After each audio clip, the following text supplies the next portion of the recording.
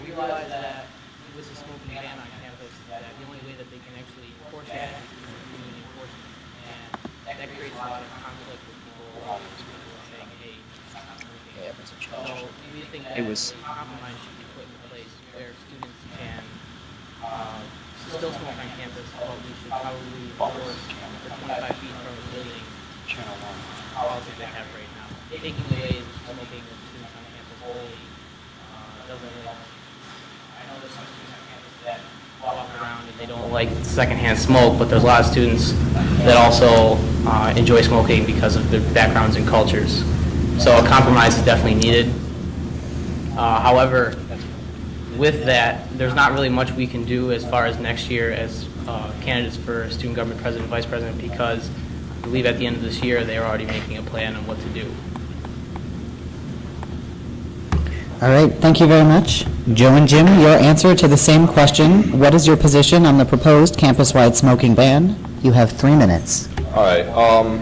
Well, Tyler brought up a great point that a lot of students on campus use tobacco products as a stress relief and a coping mechanism.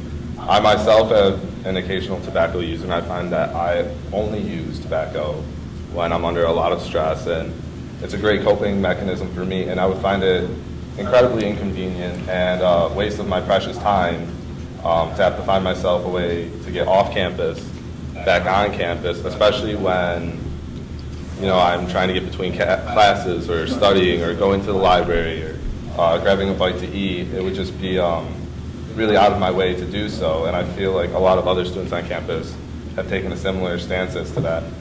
Tyler brought up another point about enforcing the 25 feet rule more strictly. The proposed method for enforcing this tobacco policy is student to student, almost Good Samaritan method, and we just don't think that that would be very effective at all. When you're trying to get between class to class, you really don't have time to step aside and tell a student that they have to blow or put their cigarette out or their e-cigarette away. And that's another thing too, is that a lot of students use other devices like e-cigarettes as cessation methods, and they found them quite successful. And if we were to implement the smoking ban, we would be taking those away from students as well. But going along the lines is what they had said, there needs to be a happy medium, and we would like to propose designated areas on campus where students would smoke and limit the number of smoking designated areas there are right now. Thank you very much. We'll now have time for responses or rebuttals. So Ashley and Tyler, your response, 1 minute. I think that Jim made a great point that we do need to make a compromise and maybe designate places on campus where we can allow people to smoke. And I think that we just agree with everything they really said about the smoking ban on campus, how there needs to be a compromise and a happy medium between banning it and not banning it, not just fully 100% banning it on campus and all parts of campus. And last but not least, Joe and Jim, your final response. I think the topic's been summed up pretty well at this point. All right, then we will move on to the next topic. I've seen there's been a bunch of people who've joined us, so I'm going to give a quick recap of the intro here. Hello, everyone. This is the debates. Pizza will arrive at 7. We will not stop the debates. Kelsey is timing. Now we're going to move on. Theme number 2 for the debates is student life. Question number 1 within the theme. Joe and Jim will have the first answer. All right, student life, question 1. In your view, outside academic life, what population or populations are underrepresented and underserved, and how would you work with student government to address those disparities? You have 4 minutes. I'd just like to start off right away. I personally don't think we have an underrepresented and underserved group of people on campus. We have amazing organizations and MSOs, which stand for major student organizations that represent everybody and their diverse cultures. Everybody's background is represented here, and I'm proud to say that we go to a place, like I talked about, our diversity inclusion is amazing here. We go to somewhere that has a global union We have RICA and Outspoken and all those great organizations that are able to represent students. And I don't think they're underrepresented. I don't think they're underserved, but they could be served better. And we can expand on those. We're having student government work directly with those clubs and organizations to expand on their events, making them bigger, getting the use of our PR that we have. A lot of people don't understand all of the services that we offer. We offer wide banner printing that most people don't know about that you can advertise your events with. We have our Facebook page that if you make yours an SG-related event, we can advertise it on there. And that use of social media will be able to get the word out to more people than just the people you reach out to. So I'm not saying that there's one underrepresented or one underserved group of people on campus, because I'm not going to say that. I'm going to say that we can serve them better, serve everybody equally, because I'm not going to pick sides with who I want to represent. Thank you very much. Ashley and Tyler, same question. Outside academic life, what population or populations are underrepresented and underserved, and how would you work with student government to address those disparities? 4 minutes.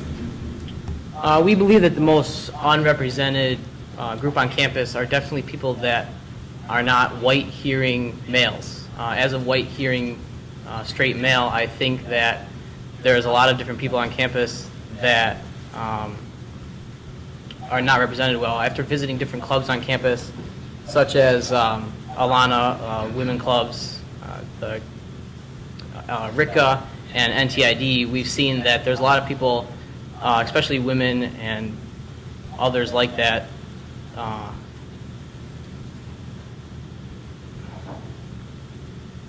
that are misrepresented on campus, and we want to make sure that they're represented fully on campus. As the next senior vice president, student government, as Joe and Jim, your response to Ashley and Tyler. You have 2 minutes. I can definitely agree with the white male point that he brought up. Being a white male myself, I can definitely agree with that point that he brought up. But once again, I just want to say that I don't want to say that I want to represent someone and push towards that, because I want to represent everyone equally, because we all have equal rights here. And last but not least, Ashley and Tyler, your response. I just think that one of the most important things is that, yes, we do offer a variety of services, and yes, it's for everybody here on campus. But not everybody here went through the same exact challenges in order to get to RIT.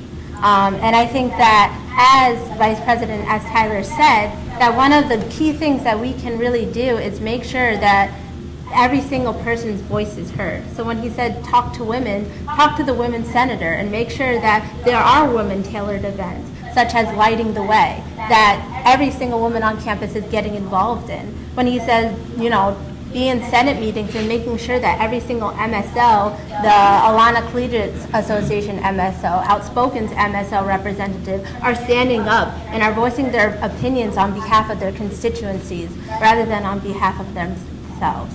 And next year, we plan on working with every single one to make sure that everybody is represented fairly. Excellent. Thank you very much. All right, we'll move on to the next question. Question 2, under the theme of student life, directed towards Ashley and Tyler. What is your position on the role of student government and the distribution of student activity fees? You have 3 minutes. Well, every year, students pay $250 a year that goes towards student activities fees. This amount of money is divided amongst all of student life. So it goes to the Center for Campus Life, it goes to the student government, it goes to the MSOs, it goes to the Vice President of Student Affairs. With that being said, within student government, a portion of that money is split into two distinct categories. There's Finance Committee, and then there's also regular student government funds. So I'm going to address Finance Committee first. Finance Committee is where we give out funds to help students and their events. So clubs and organizations come and present to Finance Committee and request for funding. From being in Finance Committee for the past 2 years, I've noticed that some of the organizations that come to present include performance clubs, Greek life, diversity organizations, and a multitude of varieties. Now, One of the things that we want to do, though, to make sure that students know what we're doing with that money and how we're allocating it, is similar to what I've already mentioned, is that we want for people to be able to see how that money is being distributed, showing percentages online, so that people know that this is where we're divvying up our money. And you also have to take into account, how many people. There are only 2,000 Alana students on campus, so that number should be proportional. Now translating into within student government. Within student government, the money is separated into multiple of the accounts, some of which would be stipends. Other is our student activity fund, which is like how much we give for our specific events. So ultimately, if we feel that student government is working to the best of its capabilities, a lot of that money is going towards projects that are implemented, such as the bike share program that was implemented a few days ago, or such as the break bus that happens in the spring and the fall. We plan on continuing initiatives like that and expanding some of them, but I'll talk about that later on. Thank you. All right, thank you very much. Same question to you guys, and this time, when you answer, you're just answering the questions. Please refrain from responding to the other team's response until the response period. Thank you for letting me say response 3 times in a row. So, same question to you. What is your position on the role of student government and the distribution of student activity fees? You have 3 minutes. All right. I myself am someone who am not involved in student government at the moment. And I have very little knowledge of how and to what extent funds have been distributed to clubs across campus. I believe there's a lack of clarity and lack of transparency in the Finance Committee of Student Government, and as to the actual breakdown of which clubs get X amount of money and which clubs don't. To solve this, we would like to update the student government website more to include a breakdown of the finances, what clubs were allotted what money, and what clubs weren't. We feel like this could alleviate the lack of clarity and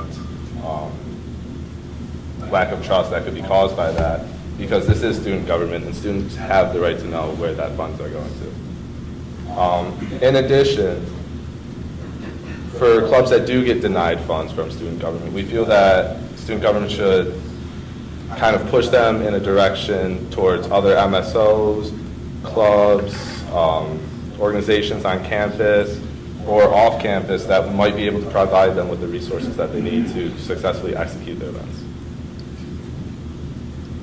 Excellent. Ashley and Tyler, your response. You have 1 minute. The first thing that I would like to point out is that when clubs are denied, the first thing that we do in the actual committee meeting is we explain to them about the other resources that they can outreach. Also in the denial letter, we also state to them which other resources that they can outreach to. And we have taken it a step further this year and actually contacting those organizations themselves and telling them that these are some people who are looking for help. Would you be able to help them out? Now, one other thing that we would like to do is we'd like to create a Greek Life Committee, because as I said, I've been in student government, and it's not that student government hasn't been able to, it's not that we don't want to fund Greeks, it's just that student government functions off of a set bylaws. So one of the things that I've been looking into is the possibility of making a committee To go to. So that's what I have to say on that topic. As for the Greek Finance Committee, we feel like it's the start to a good, successful system, but that there needs to be a lot more kinks worked out of it. It's based off of the similar system used for the club sports, and those are tailor-made to that club on campus, and Greek Life is very different, much more involved with philanthropy and other events. Excellent. Thank you very much for answering. So from here on out, the teams will not have the opportunity to respond to the answer. They will not be able to respond to the responses given by the opposing team. The next theme is student government specifically. The first question goes to Joe and Jim, and the question is, in your view, What role does student government serve in promoting diversity and inclusion at RIT? You have 3 minutes. So student government directly works with the major student organizations that deal with that diverse culture we've had here. And I feel like this is a point that I've talked about a lot now, as diversity keeps getting brought up because of the campus we are at. So basically, what does student government do to represent them? Personally, I believe as a senator that I didn't really know what was happening in the major student organizations such as Global Union and Outspoken and things like that. I didn't really know. So that's what I really want to push towards, is more of a representation of people that know that. So during student government meetings, instead of just having the Senate reports and the committee reports, actually having every MSO write up what their events are in the next coming month. And everybody sees that visibly right in front of your eyes on the projector. And if people are interested in going to that, you can. You know they're actually happening, and it's not just like you have to reach out and look for it. It's literally in front of your face, and you can do that. And working with the senators to actually saying you're required to go to X amount of events hosted by MSOs from each different person, and trying to push that towards SG getting representation within those MSOs, because frankly, in the past, it used to be MSOs and SG were all together, and it was like a knit family. But in the recent years, it's all kind of dissipated, and it's kind of fallen apart. And a lot of people don't know what each other are doing. So that's why I want to push towards getting that diversity and inclusion, is working together, actually learning about each other's events, knowing each other, what each other are doing, as every MSO does something different. And we can work together as a large student government and MSOs to bring together that diversity and inclusion and be the best student government that we can be. Thank you. Tyler and Ashley, same question. In your view, what role does student government serve in promoting diversity and inclusion at RIT? 3 minutes. Student government has certainly tried to make strides towards promoting diversity and inclusion within RIT. Constantly within Senate meetings, they're always trying to switch up positions so that you're sitting next to somebody else, so that you get the opportunity to talk to someone and network and figure out what they're doing. What we would like to do is we would like to work similar to the Awana Collegiate Association has a ULC meeting in which all of the clubs come together and they talk about their events, and then they also have to plan an event together. We want to work with the Awana Collegiate Association on that ULC meeting. Diversity and inclusion has made significant strides with their African American Month, Native Heritage Month, and Latin American Month. Well, we want to work with Office of Diversity and Inclusion, the Awana Collegiate Association, and student government to see if there's anything that we can do on their side of things to help them out. In addition, one of our goals within the NTID community is right now they have Deaf Awareness Week, which is huge. It brings a lot of diversity to RIT. It also teaches a lot of students about the deaf culture. But we want to expand that. We want to make it so that there's a Deaf Awareness Month, similar to that of African American Month, Native American Month, and Latin American Month. The deaf community is as large, if not larger, than the Alana community currently on campus.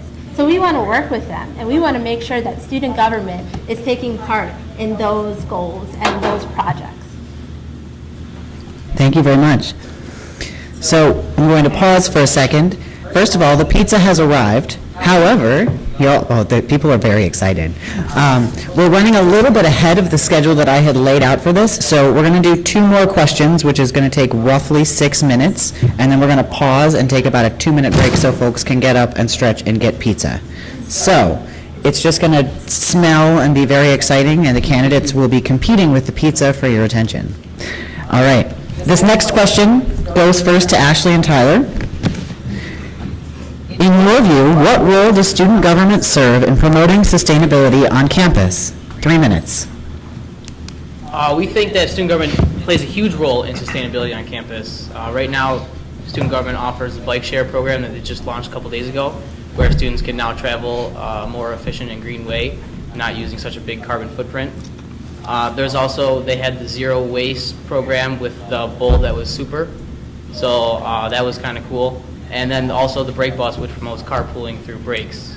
Within student government, we would like to expand those programs and expand the bike share program on the other side of campus so students can take advantage of it, not only on the residential side, but the academic side as well. We'd also like to continue using the break bus. We think that's a great part of RIT. And we'd also like to find more ways to align ourselves with Dessler's initiative to be a sustainable institute, maybe using zero waste programs with other events or finding other ways to be sustainable on campus. Excellent. Thank you very much. Same question to Joe and Jim. In your view, what role does student government serve in promoting sustainability on campus? 3 minutes. All right. Well, many of you probably noticed we have a ton of flyers everywhere around campus that not only add to the clutter on the walls, but they also increase our carbon footprint. Among some of these flyers are student government flyers. What we would like to do is expand on the digital age that we have here. Keep a more up-to-date student government website, which would hopefully allow us to reduce the number of flyers we have on campus, as well as possibly add a virtual ad wall. This would let us promote larger events on campus in a much more noticeable outlet. Another detail is the zero waste event, the Bowl That Is Super. We would like to expand and have more zero waste events on campus, not just with student government, but with other organizations as well, and possibly look into expanding the zero waste program into the new hockey rink facility. It's a huge site on campus. It's going to be bringing in a lot of people from the RIT community, the Henrietta community, and the Rochester community. Another key point is more recycling bins on campus and to have them be more noticeable, specifically outside on campus. A lot of times when you're just walking by and you see a garbage bin and you're on your way to class, you just toss it in the garbage bin, not pay any attention. If there were clear-cut blue bin, black bin, it would be a lot easier for students to promote more recycling on campus. Another thing, many of you probably have noticed, we don't have many flyers up for our campaign around campus. This is because we wanted to promote a more green campaign and reduce our carbon footprint in the process. Thank you. All right. Thank you very much. We'll have one more question, and then we'll have a brief pizza-consuming break. So, next question in the theme of student government goes first to Joe and Jim. RIT, as you are aware, has a lot of clubs and organizations. A lot. If elected, how do you plan to develop collaborations with a broad array of groups? 3 minutes. Being that RIT has over 300 clubs on campus, we have people that share a lot of similar values. So when people are hosting events, we want to encourage more collaboration. For example, as I touched upon earlier when I was giving my introduction, Jim was the captain of the polar plunge team. And for his fraternity, they couldn't just do it alone. So they paired together with another Greek organization, Alpha Sigma Alpha, as well as with Sports Debate Club. So 3 different clubs together joined and made like a fundraiser of almost $10,000. Doing that by yourself is really hard, just doing it with your organization. But when you can branch out and reach to different people, that's great. So what we want to do is have our director of clubs and organizations start to use the link more. When you use the link, you can choose by interests, and it shows you different clubs and organizations that go by that same interest. From there, we can have that director of clubs and organizations basically become the expert on what the link does and how to run it. And when a club and organization comes and says, we want to host this event, and say, oh, it's really hard for us to do this, we're a small organization, our director is able to just say, bam, here are the clubs and organizations that share the same values as you. Maybe you're interested in joining with them. And then from there, we can encourage that collaboration and create better events on campus, increase it to more students, have more students arrive to that, and that's how we're going to do it. It's the link. We got it, it was implemented, let's make it work. Excellent. Ashley and Tyler, same question. How do you plan to develop collaborations with a broad array of groups? 3 minutes.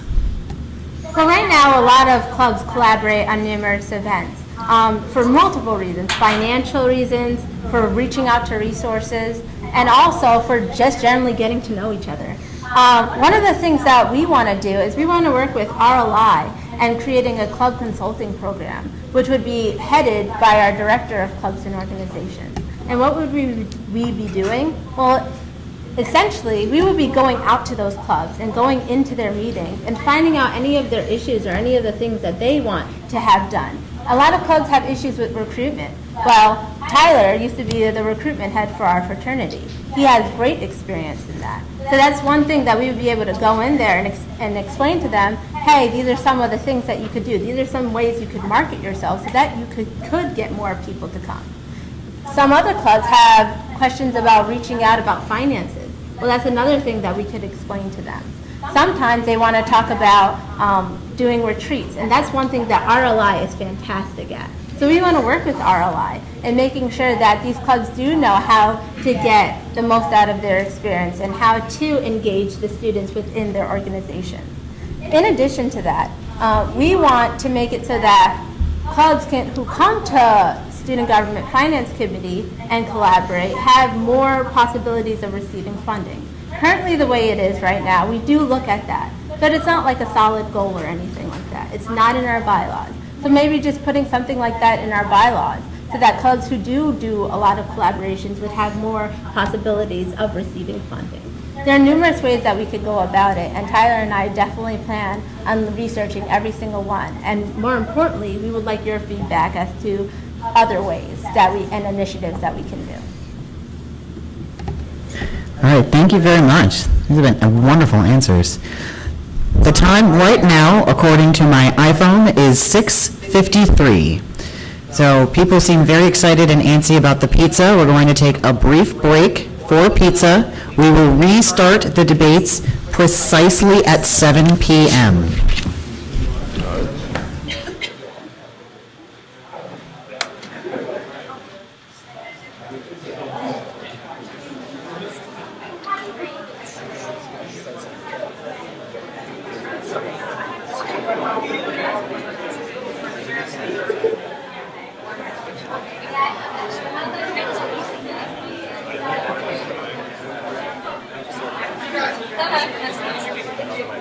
Yeah, I think you can because you just say, in the beginning, just be like, sorry, I just wrote this out and I want to make sure I say it right.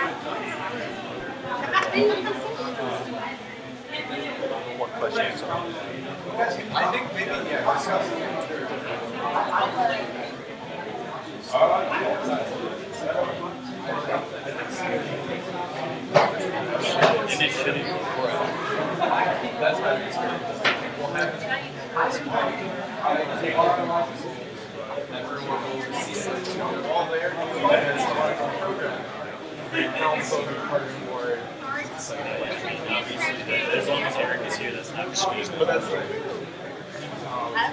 So I want to, do whatever we can to set ourselves off.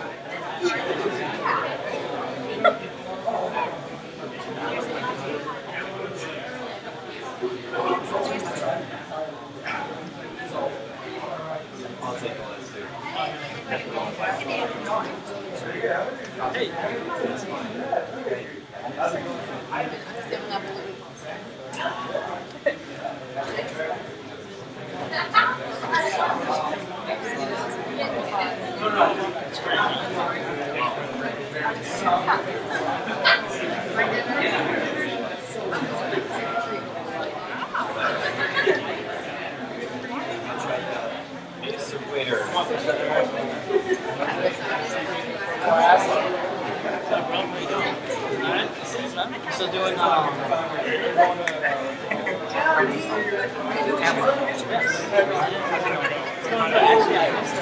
know.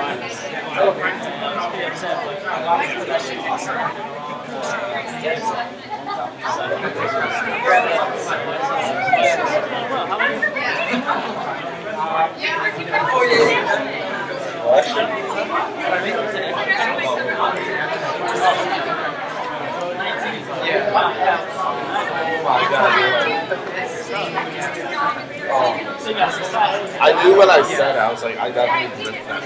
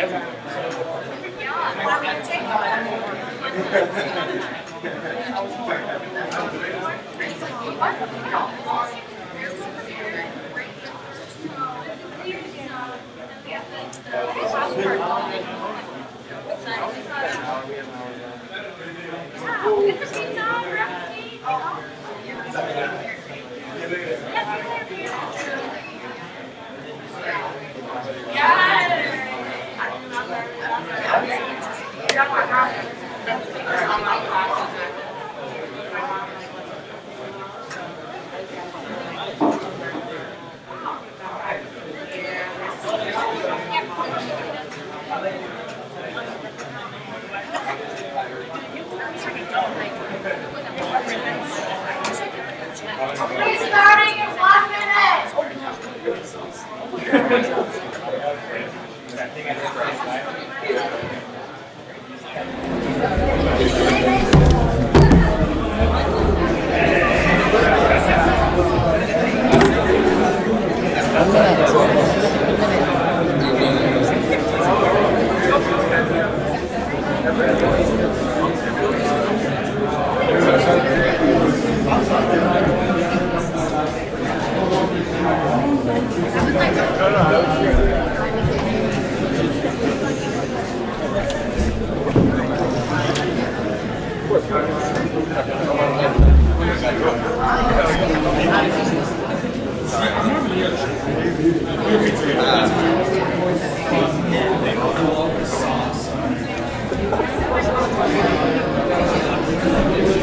He's on. Please take your seats. It's 7 o'clock. Please take your seats.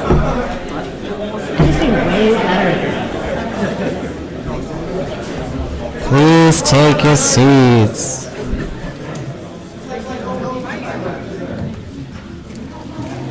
I do not know the answer to the question about the status of the pizza. For what it's worth, I have it from Aaron Sapinka, Director of Services, that there is half of a pepperoni pizza left for those of you who consume the dead flesh of animals. All right, returning to the student government debates. All right.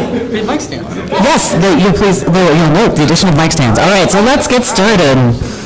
To begin the second half of the debates, we'll start.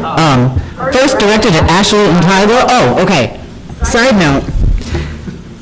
Tyler's last name isn't Scott, and I have no idea how it happened, but I have been calling him the wrong thing the whole time. So first of all, I'd like to give him the opportunity to say his full name for us, please. Tyler Pierce. It's Tyler Pierce. Not that big a deal. Not Scott. Thank you.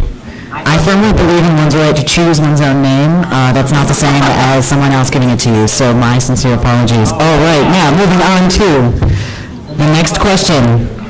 Firstly, directed at Ashley and Tyler. In 5 words or less, what would student government 1415 be under your leadership? You have 1 minute.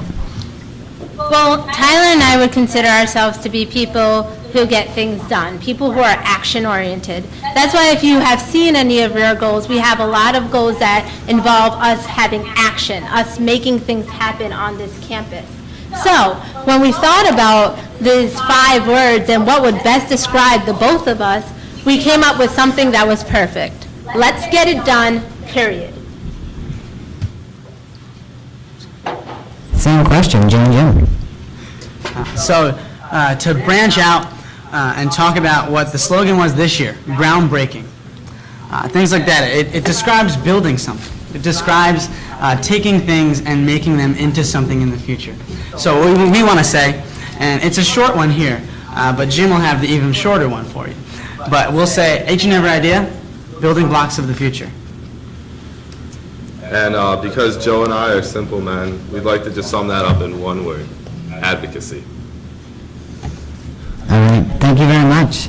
We're going to move on to the last theme. I've got 3 questions in this theme. The theme is student government services. So, first question directed towards Ashley and Tyler.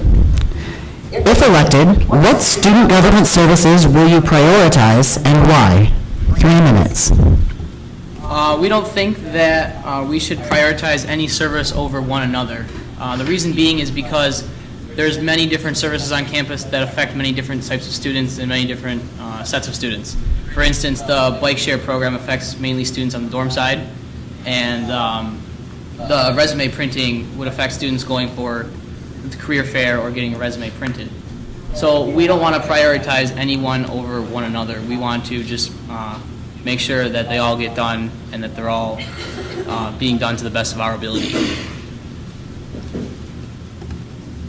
All right, Joe and Jim, same question. If elected, what student government services will you prioritize and why? You have 3 minutes. All right. We also don't want to prioritize any of the student government services because we want to know what students need us to prioritize. At this moment, we really don't know which services students use more than others, and a possible thing we could do is to hand out surveys to students and see which services they actually use and which they don't. That allows us to put more focus into the necessary services. We would also like to expand the new services like resume printing, suit dry cleaning, and the Break Plus, since they were quite a big success this year. And to expand on the online ride board program, to make it an online ride board program. That way it could be more neatly regulated. Students could search up other students that were going to a similar destination instead of having to look through a cluttered ride board and choose people based on a profile. So it would be a bit safer. Students could choose someone that they felt comfortable, riding long distances with. Thank you very much. Next question goes to Joe and Jim first. If elected, what student government services would you add or remove? 3 minutes. And once again, this pretty much goes along with the same question that was just asked. What are we going to prioritize? And this is about what we're dropping and adding. I personally don't think we want to drop anything until possibly after the year has begun. So building upon the ride board, that's something that is very underutilized, and that people have been talking about dropping it in the past because it's basically just a wall with some paper on it that most people just walk by. Because a lot of people don't even know where the ride board is and that we even have that. So basically what I want to do is, as Jim said, is making this into a possible online feature. More people are going to go online. Everybody uses your laptop and your computer every day for your classwork. And say I'm traveling, for example, I want to take a trip to Toronto. And I want to have just a group of people that maybe want to come to Toronto with me, or maybe need some service to go there. I can be able to do that just by quickly going on my computer. In the middle of sending some emails, I can just type in, going to Toronto, this date, done. I don't have to go to the ride board and put it up as a piece of paper, and then risk the chance that basically no one's going to look at it. So we want to possibly expand that if it's going to be worth our time and our money as well. But basically, we don't want to drop anything. That's not what we're here about. We want to expand on what we have. The Break Bus was a great implementation this year, and it's something that basically a lot of students loved. When I was getting signatures for my candidacy, I was like, do you know what student government is? They're like, yeah, you gave me a ride. And I was like, okay, is that it? And unfortunately, they said yes. So we really want student government to be known for what we're doing. And the services, if we expand on them, people will learn more about them. We show that we have the Break Bus. We show that we have the potential online ride board. We show that we have the free printing. We show that we have all of these great things that student government uses. And that's how we want to not drop an ad, but to expand. All right. Ashley and Tyler, same question. If elected, what services would you add to or remove from student government? 3 minutes. Well, one of the biggest services we want to add to student government is similar to the whitehouse.gov We the People petition website. We want to add a petition website through the RIT community where students can go and petition for certain things on campus. For instance, a lot of students talk about getting a parking garage on campus. Well, unfortunately, that's not really feasible, and many students don't know why. Currently, as it stands right now, because of Dessler's LEED initiatives and stuff, we technically can't really build any more parking spaces because it takes away from our LEED certification. Also, with the amount of space we have on campus, a lot of it is protected by Environmental Protections Agency where we can't actually build on it. And having a parking garage is a little unfeasible due to financial reasons. Many students don't really know about that and that answer specifically. So by enacting a petition website where students can go on there and petition for such a thing, we as student government can relay that message to administration, and if it gets a certain number of upvotes per se, then student government would ask the administration, such as Dessler or the Parking and Transportation Administration, as to why we can't do those things. And the reason we want to do this is because we want a more clear and concise way for students to understand what student or the administration is doing with your money and how RIT is being best represented. Another thing we want to do is have the libraries open 24 hours a day for students to go and work in. There's a lot of times when students are up late at night and don't have access to these services that RIT provides. Now, I know student government right now is in the process of having NRH Lab open 24 hours a day, but we are a very big community. There's about 18,000 students that go here, and within the Rochester community, we are the biggest student population. And the U of R, which is second biggest in population, has their library open 24 hours a day, and we would like to implement that. Alongside having services open 24 hours a day, we'd like to, for CIS students and engineers and GSA students, we would like to have swipe access for those labs because there's specific software on those tools on their computers that they need access to that they might not have all the time. Another thing we want to refine as part of services is our mental health services on campus. It's either not there or it's very poorly structured. We want to help with that, and we want to create an Active Minds chapter on campus where students can gain knowledge and education related to health concerns and mental health issues on campus to kind of let them come out and open up to their mental health issues and seek help on that.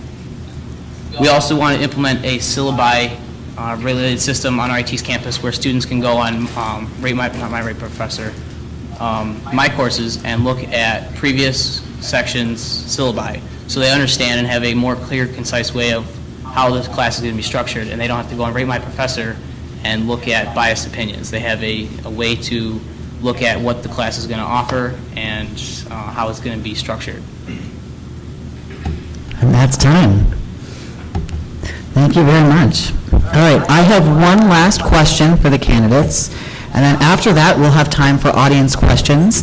And I had initially allotted 15 minutes, but it looks like we'll probably have more like 20 to 25 minutes for audience questions, which is wonderful. I'll talk a little bit more about that when we get to it. So, the final question that I have prepared in advance goes to Ashley and Tyler first. United Purchase was a service that student government created, but fewer than 10 students enrolled in the program. Only 2 members of student government enrolled in the program. Why do you think this particular service was unsuccessful? You have 4 minutes. Okay.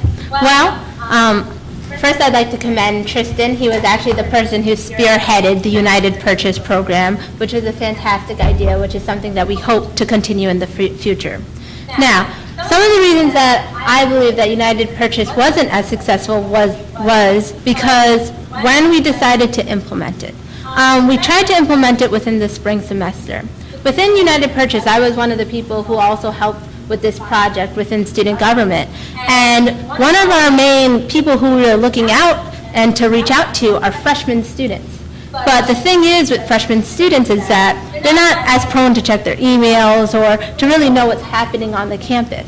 One of the things that we think would be extremely beneficial is with freshman students getting an email and it's sending it to their parents actually prior to them coming to campus, after they're admitted into the university. That way, first off, for those of you guys who do not know, United Purchase is a service that allows for basically students to get hand soap, dishwasher detergent, laundry pods for $25 for the year or for $15 for a semester. It basically, essentially, it allows for you to get a certain amount of products as you would go to Wegmans for a cheaper price, which is why it was so beneficial. And students were going to be able to go underneath the SAU to take out those products and get refills on those products. We were going to open up a space, which is where we actually opened up their new bike share area.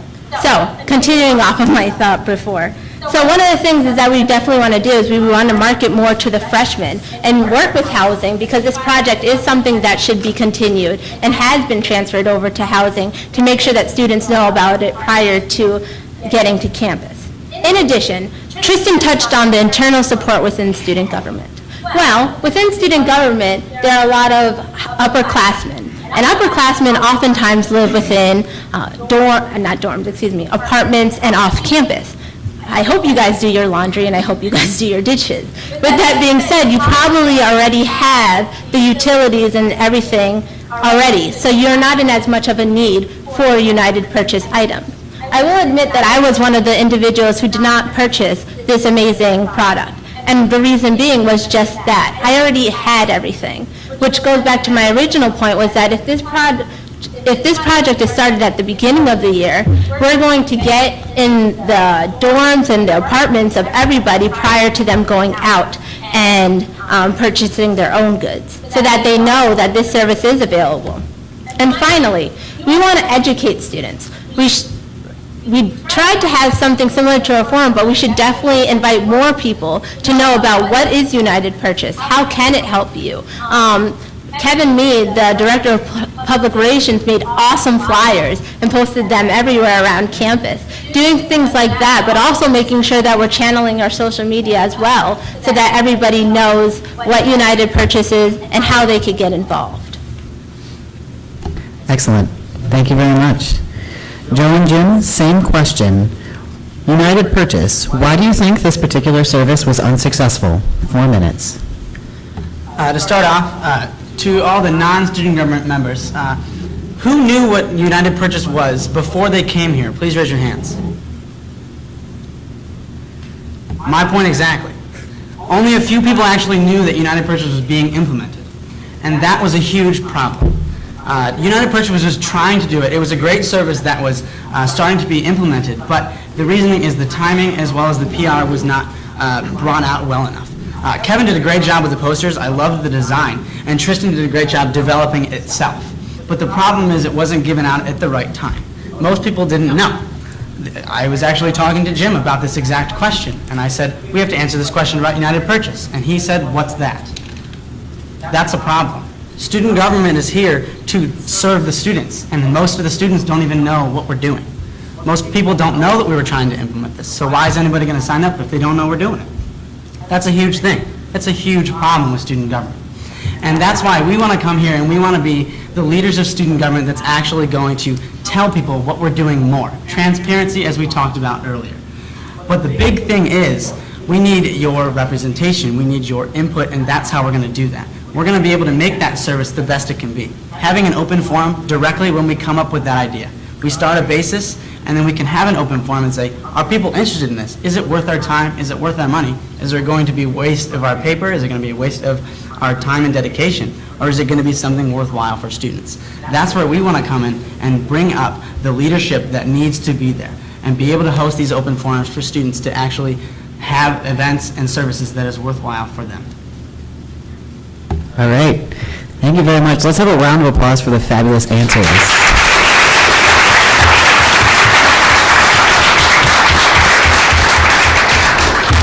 You guys clearly put a lot of thought into this. The candidates were given these questions 24 hours in advance. I sent them to them yesterday, and they, as you can tell, they clearly put a lot of prep into them. So, well done. From here on out until about 10 of 8 o'clock, we will have audience questions. So, what I'm going to have people do is line up right here. We'll hand one of the microphones over, either to the person who is talking or to the person who is voicing, however it's going to work. You can direct your question to all four candidates, meaning that all four has an opportunity to respond. So if I say, do you like green eggs and ham? Each of them can say, no, I don't, no, I don't, no, I don't, no, I don't. Alternatively, you can ask a question to either of the teams or both teams, and then one representative from the team can answer, or you can ask a question of an individual candidate. So, Joe, do you like green eggs and ham?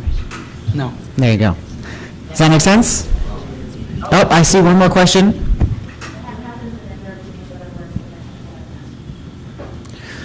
The question was, what happens if there are people who are working who are unable to get up and ask questions? I would suggest that perhaps they send a representative to ask their question on their behalf. We have a lot more time than I had anticipated us having, which is excellent. It means we have lots of time for this to be a good, solid Q&A. So, any other questions before we begin? No. Please keep it somewhat brief. Like, keep in mind that I already see like 5 people lining up, so the more succinct the questions and answers are, the more opportunities people will have to ask questions and get answers. Make sense? Rishikesh Sagar, graduate senator. The first question I want to ask, I have actually 2 questions, sorry for that, but both 2 are very important for my constituents and my international students. So first question is that our university is going towards a research university. What role you want SG need to play in this type of initiative? Do you have any way of describing who's going first? Or just Oh, that's grab an the excellent mic? question. I think whoever jumps at it first. Actually, who is your question directed towards? Both teams? All right. Who answered that last question first? Joe and Jim, you can answer first because Ashley and Tyler answered the last one first. I don't really do that. I'm loud enough. So I think RIT is definitely going towards a research university, and I can definitely see that. I have a lot of friends who are in undergrad and graduate programs that are working more closely with the research developments that we have here. And I'm proud to say that we are very, very high up in the research university field. And you know that as the graduate in international relations there. So student government has not become involved with that too much because it's mostly run by professors. A lot of professors just do it within their college, and student government doesn't have too much of an input with that. But that can be going out and using the senators to learning and talking with their dean about which research is offered within different professors. So being able to have a list that a CAS senator, like any senator would have, they're basically saying, these are the professors that are doing research and they're looking for students. Or these are the professors that are doing research and they don't want students. And things like that. And being able to provide that to students if they're interested. Well, I'm actually in a program called the WITR Scholars Program, where basically students have to do research prior to graduating. So I'm actually in the process of getting my research done. So from an undergraduate level, there are numerous programs that you could get involved in, such as McNair and such as LSAM, which allows for students to get those research opportunities, and in addition to that, to get funding for those research opportunities. Many students do not know that on this campus. And that's something that student government can do to work with those programs, to promote those programs on this campus. In addition to that, outside of working within those specific programs, say they are not something that you're interested in, you could also go to the Student Innovation Hall and talk to some of the individuals there to find out about research opportunities. So that's something that Tyler and I have actually already began doing, and talking to people and figuring out methods for students to get involved in research on this campus. And that's something that we'd be more than willing to help promote next year. Just another question is also a quick question. Actually, your debate was very good, but you never mentioned regarding anything about the international students. So I'm curious about what is your vision for international students, this for both the teams. Ashley and Tyler first. For international students, I think that honestly their needs are they're similar but different from a lot of the students on this campus. Similar in that they all have to go to class, they all have to get X, Y, and Z grades in order to graduate. They're different in that they're in a new country. They have not only are trying to get to know the university, but they're also trying to get to know this area. And so from a student government standpoint, one of the things that we can do is work with the graduate senator to make sure that he's reaching out to, he or she is reaching out to their said constituents. And in addition to that, we can work with people like Global Union and International Services to see if there's anything from a student government standpoint that we can do to help them out and make sure that they are getting the most optimal experience here at RIT. Sorry, you're up. And to branch off that, not to repeat things, but we'll go into a different aspect of it. While I was an orientation assistant, there's also a separate international students orientation program. And that can be expanded on with student government and get their involvement with it. Because I know for a fact that the international students program does not advertise student government as much in it. The regular orientation program does, as I've been a representative on it as an orientation assistant, I know that student government is pushed towards that. It's saying these are the things that we do, but for the international students, it's not pushed as much. So working with that office to be able to develop ways that we can promote SG to international students, not just graduates, but also undergraduates. Thank you. All right, thank you very much. Next question. So please tell us to whom your question is directed, and then ask your question. My question is directed to both groups. What part of the platform from your other opponent are you most impressed by and would be most likely to take on if you were elected? So what part do you like about your opponent? Joe and Jim first. I thought they did an excellent job speaking on the student government services that we offer and that student government services we can offer. I was very impressed by the various different services that suggested, and should we become elected, I would love to take on some of those projects as well. I guess to answer that question as well, I think the best part that they have on their platform that we would probably adapt as well is advocacy, advocating for the students, and not just being Ashley and Tyler, but trying to figure out all the messages towards everyone on RIT's campus. Like we said earlier, it's not just our campus, it's your guys' campus as well. So I think that advocacy is definitely a great part, and I like that part about their platform. Awesome. That was a great question. All right, up next. I am not here in that capacity. Yes. Can I ask them all the questions? Can I ask them all the questions at the same So time? this question is directed at all. So your question is directed at all the candidates? I have I have 3 different questions that I would like to ask 2 different individuals. So the first team was talking about how you would support different organizations with the student government monies, but what is an example of that? For example, you were talking about Relay for Life and how you requested monies and the monies were denied. If you were to become president, vice president of student government, how would you make sure that you would not be biased in this sort of thing about only giving money to your organizations?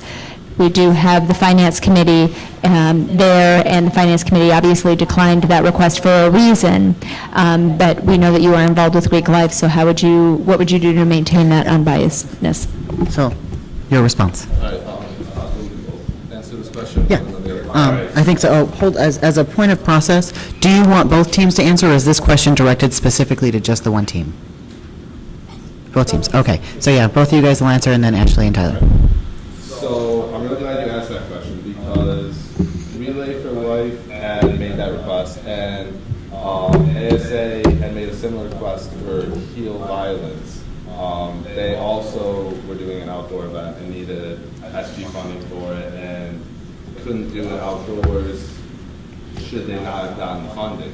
They received the funding, they did the event outdoors. Relay did not receive the funding, and as a result, we're forced to do it indoors and cut a lot of the activities that is Relay for Life.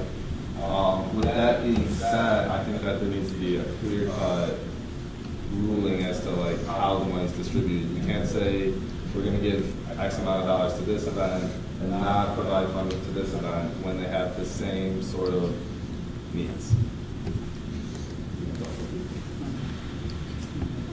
I'd actually like to give a point of information for both events. We actually ended up funding the same exact thing for both events.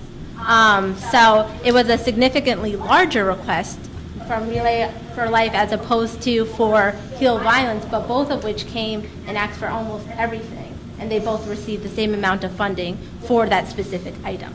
Now, continuing on with what you were just saying, there's no way that we could fund every single event. We physically do not have the amount of money needed to fund every event. But one of the things that we've tried to do this year is that we've tried to make it so that the clubs that are coming requesting for money, they have a solid knowledge of what they should request for and what they shouldn't request for. In addition to that, we've also have done 2 bylaw revisions this year to make it so that we would be able to fund more clubs and organizations. So these are some of the things that we are doing this year to make strides towards giving clubs and organizations those fundings. And we continue to make strides next year as well. So I'm going to have you pick one of the 2 questions you're holding. Okay. Okay, just one more question.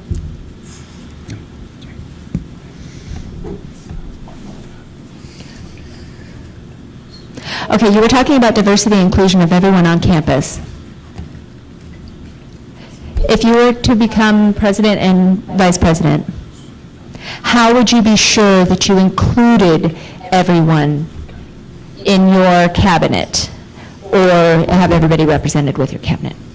I'm going to have Ashley answer first and then Joe and Jim answer next. So with regards to diversity and inclusion and within our cabinet, this year on student government, I like to say we have one of the best cabinets in the world. We're extremely diverse, and we all come from a wide array of backgrounds. You know, we all come from major student organizations or various different parts of RIT. As next year, as the next student government president and vice president, Tyler and I are going to look for those people who have the best qualifications. And the best qualifications means that they are the people who will be able to do the most for the following year. We are obviously going to try and be as diverse as possible, but what we ultimately want to do is we want to make sure that we can get things done for you guys. So when they come in the following year, we're going to work with major student organizations such as ACA and ODI to make sure that the campus is extremely diverse and included. But as far as with cabinet, we want to just teach them about diversity. But we're not going to tailor who our cabinet members are based on diversity. Well, I pretty much had the exact same answer. Basically, we're not trying to base on who our cabinet is by their diversity and what background they come from, but who is best qualified for the position. Our cabinet, a lot of my friends have approached me saying, if you win, can I be in your cabinet? And I'm saying, if you blow me out of the water during your interview, of course. But this is open to everyone. And when I say my cabinet, I want every single person to apply for the cabinet, and we pick the best representatives, whether their background is wild or they're just from the suburban town. It's all about who is best represented for that position and who's going to do it the best to their ability. All right, thank you very much. Next question. To whom is it directed? And then your question. Okay. This is directed to each of you, and I'll have a follow-up based on if there is need for follow-up. So do you know or have you visited any of the big student-run conventions such as Toricon, Snowfest, RudyCon? So it's for all 4 candidates. We're going to start with Jim and go down the line. I personally have been to Toricon, not as a participant, but I came to view and basically see what things were happening. I wasn't directly involved with it. I wasn't like basically in dress or anything like that, but I came to admire the RIT campus we have here and the great events that we host. So directly, no, I was not involved, but I have been to an event. Similar to Joe, I've been to Toricon. I wasn't in the proper attire, but I did go. One of the nice things, though, that I love about Toricon, I actually had oh man, I've had a lot of changes, but I had 2 random roommates, and both of them were very involved in Toricon. And so I got to see her get excited every single time when she was making her costume, when she'd talk about it every single day, and I think it's fantastic. I honestly love that part of RIT and how there's so many different students on this campus and how every single person can find a place. So. I've also been to TourCon, kind of like Joe and Ashley both said. I have not actually engaged in the activities through TourCon, but I've been there and I've seen what it's all about, and I like to go visit the different clubs and organizations on campus and their events that they put on because it's a unique way about RIT, and I think that these different events and cultures that RIT has make RIT unique and great how it is. So I haven't been to RIT's TourCon here, but I have been to similar conventions elsewhere. I've always wanted to go and watch. I think it looks like a lot of fun, but I just haven't had All right. Okay, since we're on the topic of TourCon, TourCon being pretty much the largest convention, do you have like any specific plans or maybe ideas how to make it easier for everybody, you know, in the administration, from the clubs, how to make it easier for them, you know, to plan and run these events, because there are, especially as those conventions grow larger, increasing problems with managing those large events. And what do you think is, you know, future for these conventions here at RIT? We're going to have, in the interest of time, I'm going to have one person from each team answer on behalf of the team. Okay? Thank you. And Ashley and Tyler, you can answer first.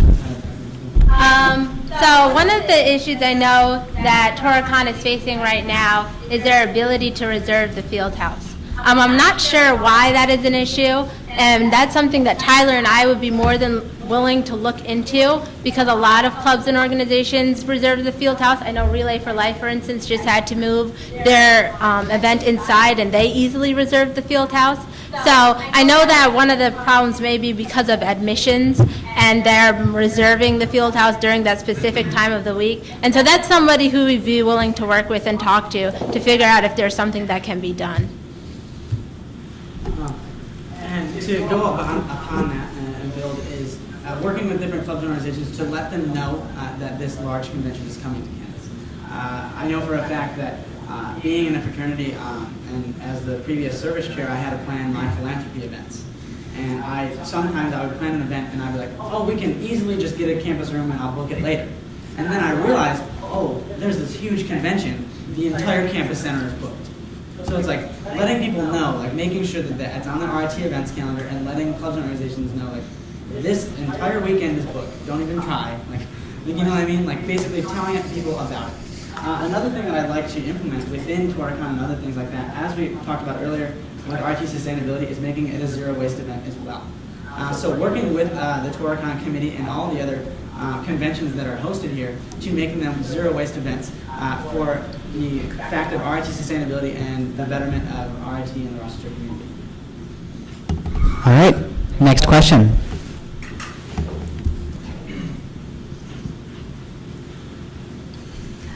Hi, everyone. I'm Alex. I'm sure most of you know me. I am involved with the NTID Student Congress as the Student Affairs representative. And we are basically the NTID version of RIT student government. We represent our students. This year, Tyler and Tristan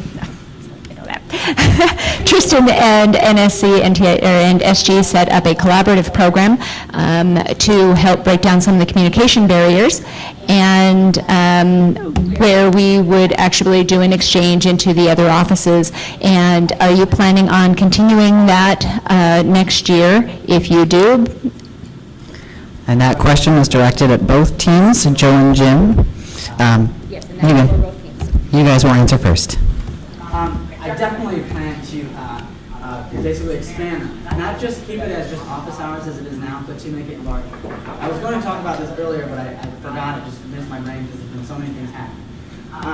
But what I really want to expand upon is what I talked about earlier, is having SG represent in different events, going to different MSOs events and things like that. So instead of just doing office hours, having the senators go to NTID events, being basically required, saying you have to go to this NTID event and an NSC member has to go to this SG event, to encourage more collaboration with NTID side as well as SG side, so we can get to understand more of the events that NTID hosts and NTID gets to understand more of SG hosts. Does that answer your question? Yes, yes, thank you. Ashley and Tyler? Yeah, I definitely agree completely with Joe. I think that the NSC exchange program is one of the best programs we've implemented this year. One of the things that I definitely want to do is I want to start off the year by doing that, though, because starting off the year will automatically get the people in student government comfortable with going to NTID and talking to students within the NTID community. In addition to that, it also get us recognition on the NTID side of the campus and have it so that people have more opportunities to talk to us. So we definitely are interested in continuing and expanding the exchange program for next year. All right, thank you very much. Next question. Thank you.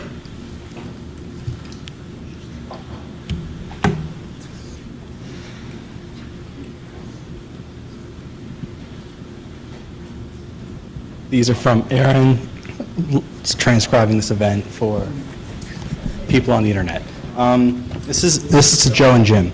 SG is already in discussion with Wheelie, you've seen him around, about creating a ride board specifically for RIT students. Are you aware of Wheelie, and have you looked for other student ride boards that we can work with?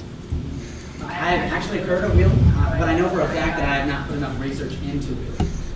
Frankly, I haven't had time on my clock, working 40 hours a week. But I have heard of Wheelie, and that is something that we can definitely use at SG to put into it. Basically, seeing if they would want to collaborate and basically become an SG recognized, basically, organization. They do. Run thing. It basically is, but it's not because to use it. You know what I mean? Yeah. So basically, trying to expand that and take away the ride board and then push everything towards Wheelie, or developing and working with other students and creating like our own system. Not just Wheelie, but actually run specifically only by SG and things like that, but based off their idea. I haven't put that much thought into it, but it's all about students, and we want students in place. Okay. Second question to Ashley and Tyler. The petition site is in the works already with student government as well. How would you continue to support this project? So the petition website, as someone within student government, wasn't brought up until after we made it our goal, and it was given to student government. One of the things, though, if it is finished by the end of this year, then what we want to do is certainly promote the petition website. Because even if it is finished by this year, not everybody will know. And the best way for it to be as successful as it can be is for students to be involved on it. So that's definitely something that we want to do for this year and next year. Okay, cool. Thanks.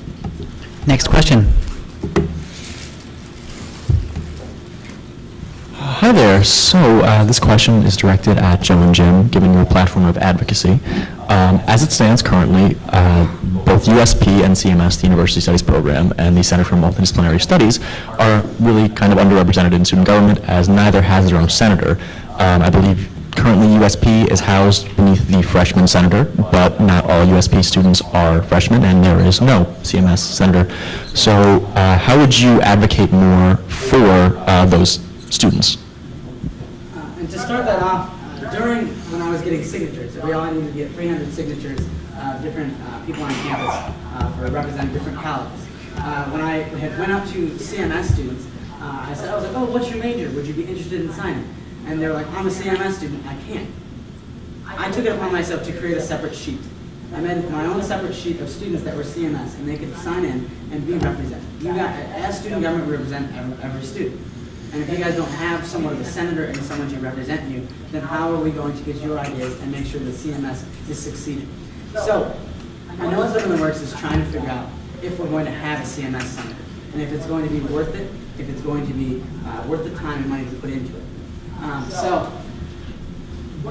remember Tristan was coming up with different bylaws to figure out if we were going to implement this, and I want to push for it. it's something that, and I have a lot of friends who are CMS students, and when I say, student government's hosting this event, you should meet with your senator, and they're like, I don't have one. Like, then what is student government doing if we don't represent every single student on campus? So I want to definitely push towards getting a CMS senator, and potentially having that CMS/USP becoming like one senator as a whole. Because I know it would be kind of hard to do two separate ones. So maybe doing CMS and USP as one senator. All right, thank you very much. Next question. Hi, I'm Harshita, and I am the current Clubs and Organizations Director, and this question is on behalf of Aaron Spicka, Services Director, and on behalf of me as well.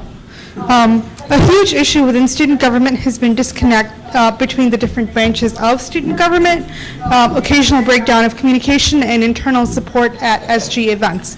How do you plan on fostering a better environment within the internal structure of student government? Is this question for both For teams? both candidates, sorry. All right, Ashley and Tyler, you guys get the answer first.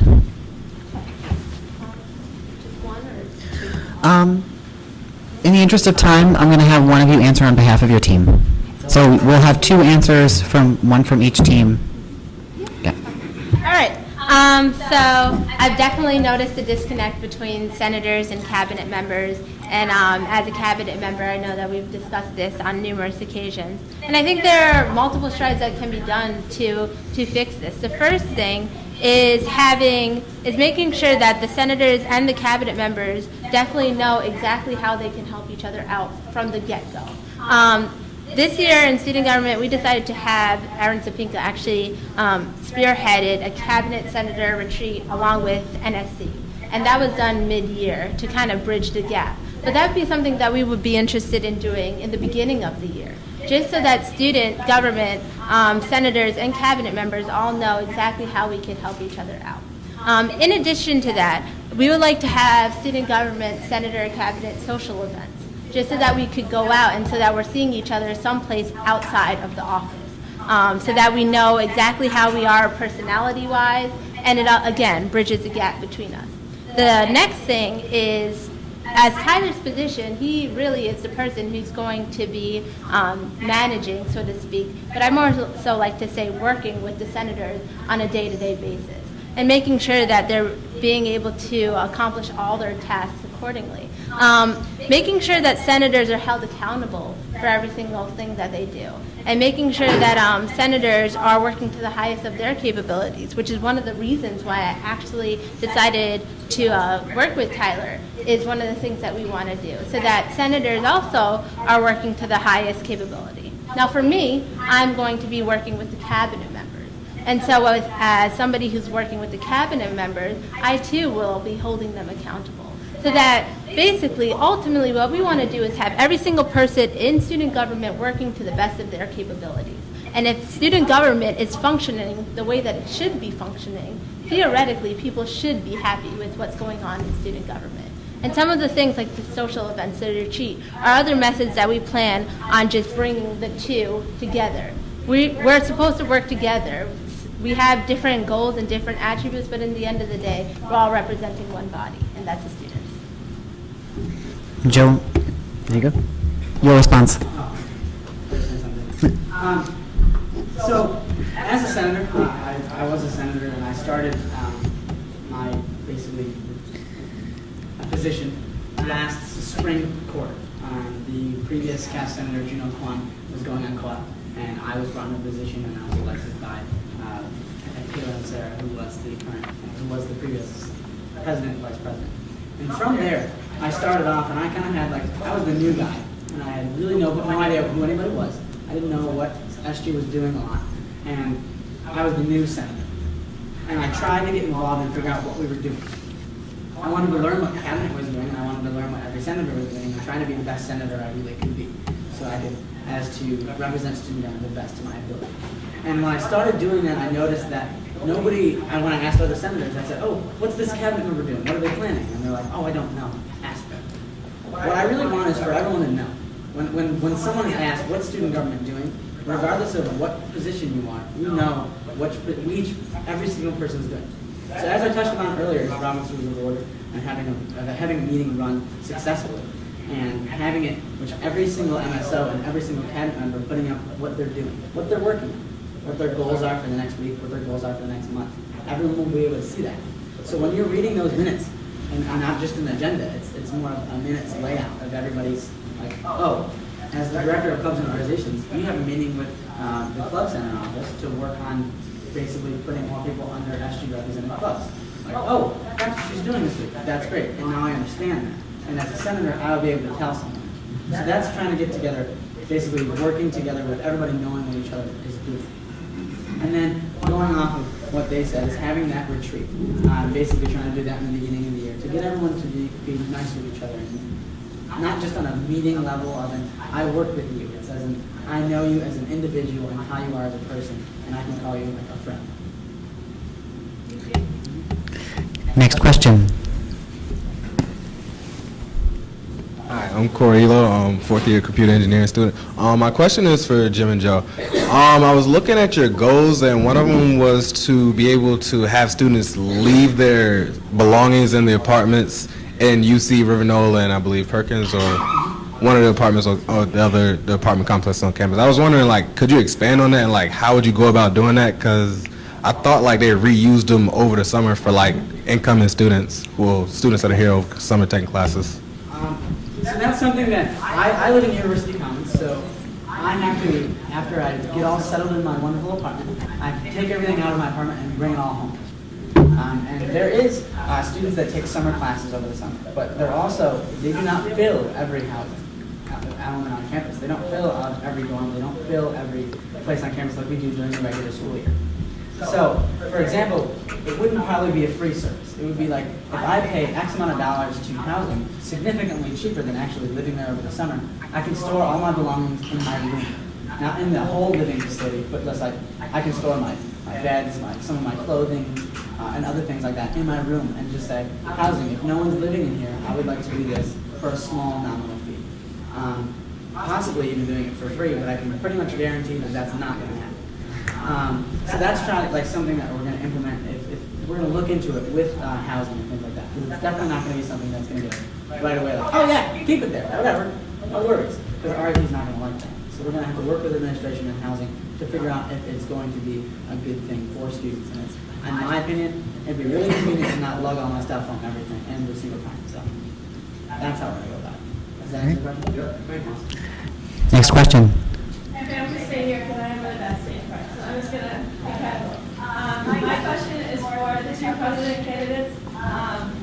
Because you both worked with SG, when it came to the United Purchase question, the answer was that there wasn't enough, like students didn't know. And as senators and as cabinet members, it's our job to inform our constituents. It's our job. So, at the moment, it's cabinet makes an idea, and then we as senators, not runners, we have posters, we do that. I, even in the past, I ignored your United Purchase posters, and that's not your fault. And there's more than 200 people in past, and there's only 200 people on our past Facebook page. So, what is your plan for reaching out to students other than giving out posters and making Facebook pages? Is this question for both teams? This is for both president candidates. Both presidential candidates.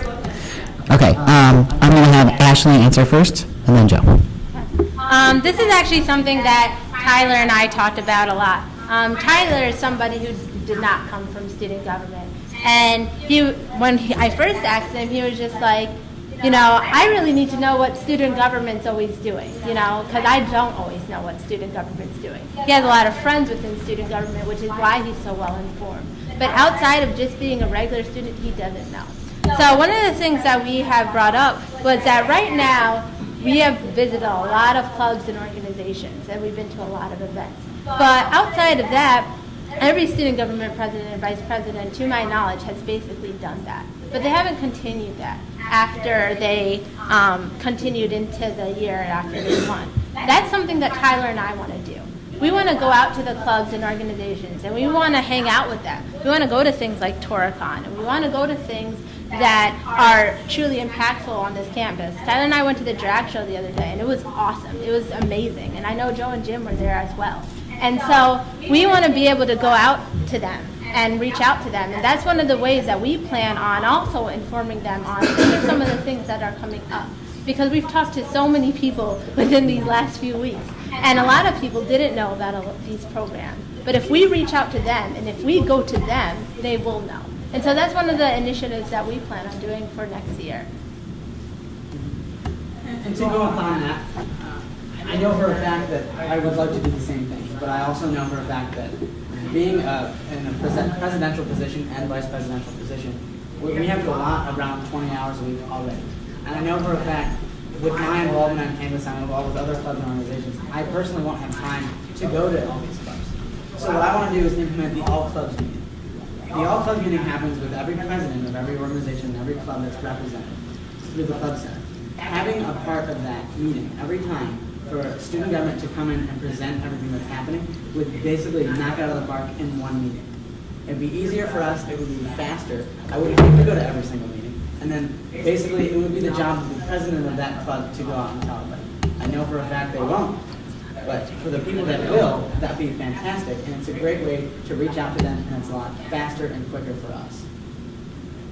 Right.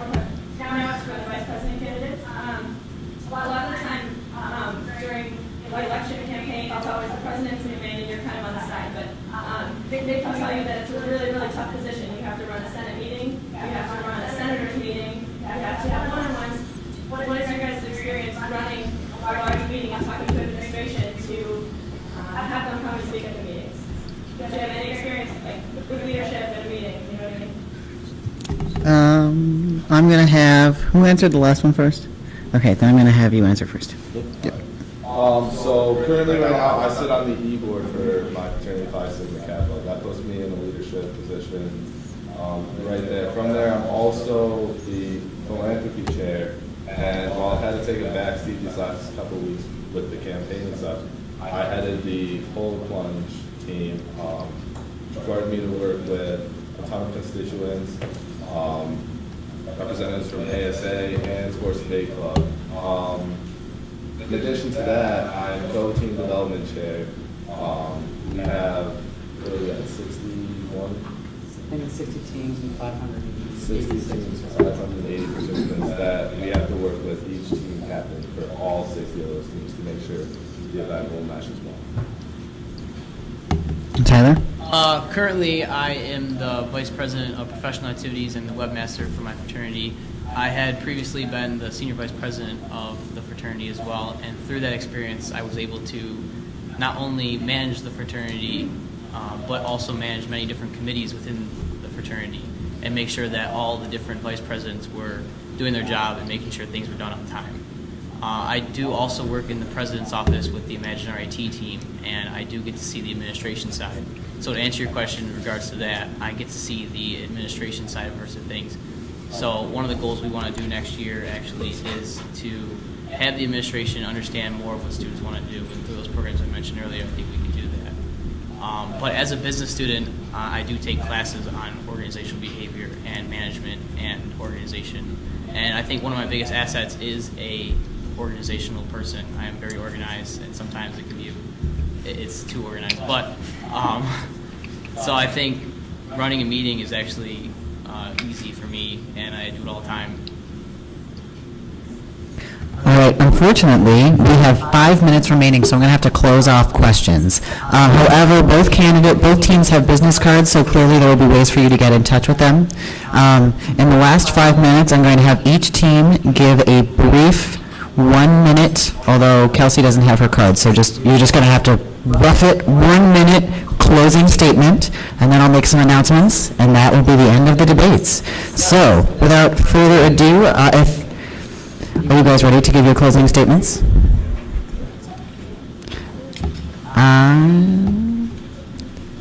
Who went first last time? All right, Ashley and Tyler, you guys will go first. Again, I want to thank you guys so much for coming in today. We've really appreciated it, and we really appreciate all the great questions.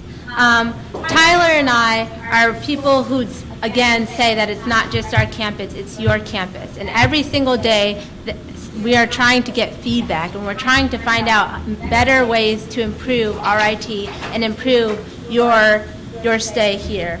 We want to make sure that everybody's voices are heard, and we want to enhance engagement on RIT's campus. We want to implement so many of the programs that we've listed, and we have a ton more goals if you just check out our website at ashleyandtyler1415.com. We want to increase transparency within student government, and we want to make sure that we put the student back in student government. So again, my name's Ashley Carrington, and my running mate's Tyler Pierce, and we thank you so much for coming.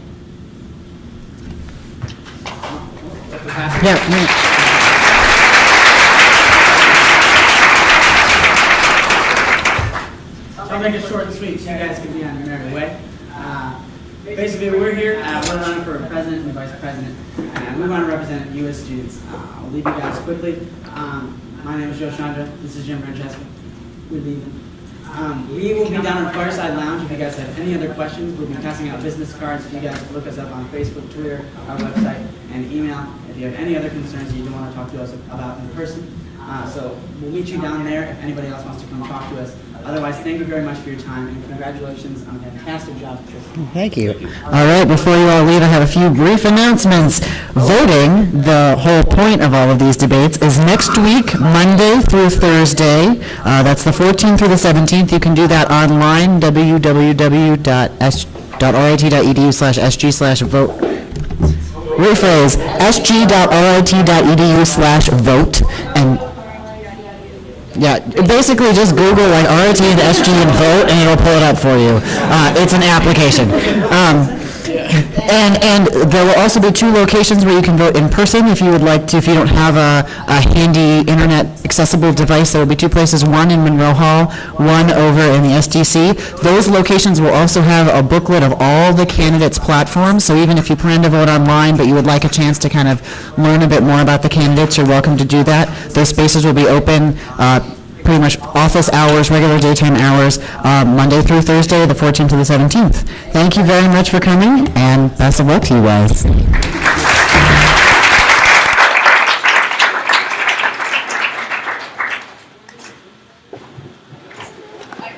Swagger. And we're done. What? No. Fucking YouTube. What? Oh, so you're doing this for WITR? No, Josh is out. Stop. Yeah.